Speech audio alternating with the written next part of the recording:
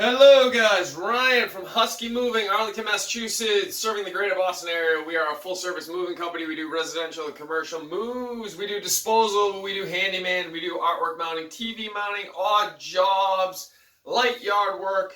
Done some painting in the past. If it involves a house, we try to get it done. I want to talk to you about a job I just booked about an hour ish.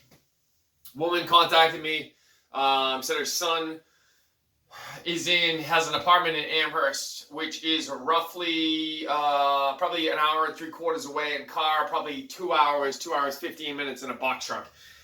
She wants me to go down there, get her son's 1-bedroom apartment, and then come back, bring it to Arlington, deliver it to a garage. So I had to figure out with her how I was going to charge this job, and the reason I'm making the video is it details how I do travel time and travel related things. So because this job is not close by, it's going to be, let's call it a 2-hour drive for simplicity's sake.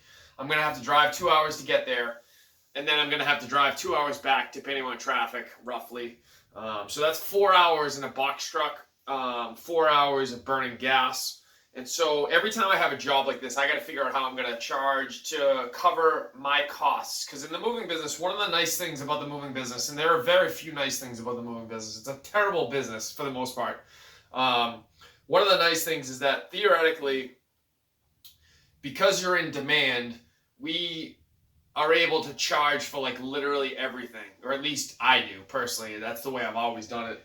If we incur a cost during the course of a day, the customer gets charged for it. And it's not like that in all businesses. In many businesses, they have to figure out their costs up front and then charge, for example, when you go to a restaurant and you buy you buy $3.50 worth of products to make a sandwich, they're going to charge you, like $12, $15 or whatever it is. In our business, it's different. If I incur a cost, literally every cost I incur that day gets passed on to you, plus profit. So it's a little different. In this instance, I had to figure out the way that I wound up doing it is I did my hourly rate. I did our truck charge. Whenever we use the truck, we charge for the truck with very few exceptions. Every once in a while, depending on what rate I'm getting and with the platform I'm booking a job on, I typically charge for our truck to use the truck, which goes to cover, normally it goes to cover gas, maintenance, tape, all the equipment that's in the truck. I don't know if I already said it, but maintenance on the truck.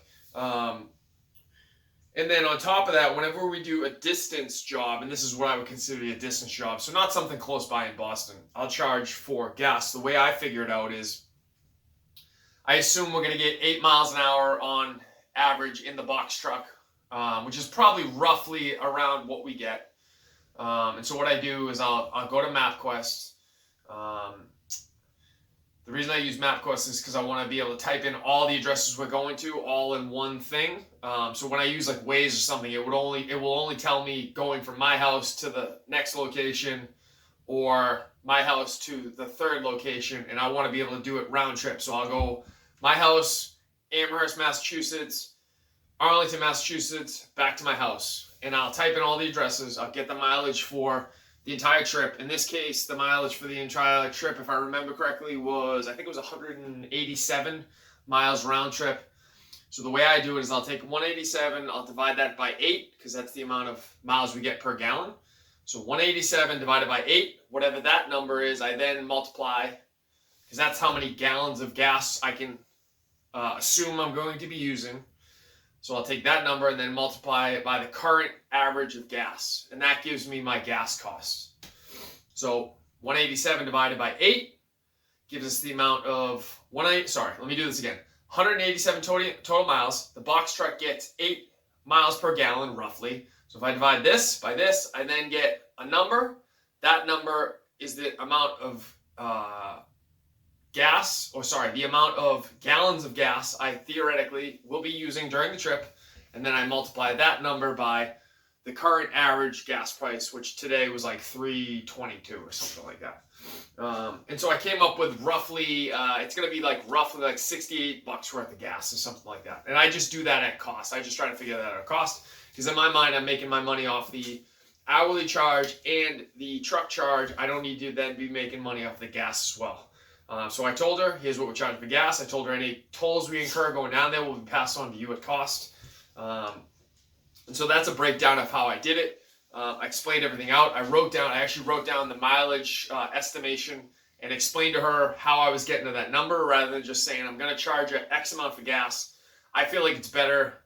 My whole thought process whenever I'm doing any kind of business is transparency is always better than just throwing shit out there. So I'm transparent. Here's how I figured it out. Here's why. Here's the number I'm going to charge you. Wrote all this down, got an almost immediate reply that she was fine with it, and that's how we booked that job.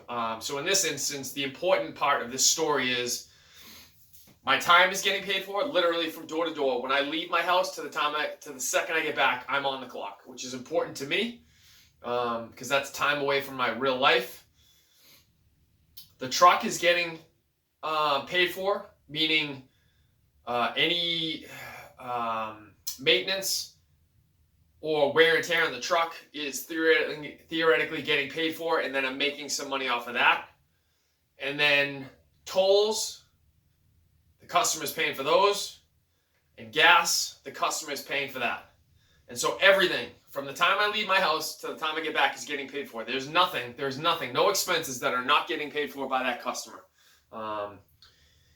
And there's probably some of you out there that are listening to this and going, that's not feasible for my market. I would encourage you, if that was your thought process, to maybe rethink how you're doing things, because by my way of thinking, that to me is completely fair. You've asked me to take time out of my life, so you should pay for that. You've asked me to incur the cost of gas, so you should pay for that. You've asked me to incur the cost of tolls, so you should pay for that. And you've asked me to put wear and tear on a truck that was very expensive to purchase and maintain, so you should pay for that as well, right? I think all of that is completely fair. So I would encourage you to do that. And if there are other things that you could build into your charges, not as a way to take advantage, I don't want you to take advantage of anyone. I want you to make a healthy profit for what you're doing, but I also want you to get paid for everything that you're doing. And I think that's the key. Sometimes people feel like they need to give here and there to book the job. And if you want to do that, that's completely okay. But I would ask you, if you weren't in the situation you're in, meaning the business owner, do you think what I just proposed to you is completely fair down the line? Fair to you and fair to the other party? If the answer is yes, then that's what theoretically you should go for. And I think that that's fair, so that's why I do it. The customer was happy. I'm happy. I feel like all of my time and equipment is being properly cared for.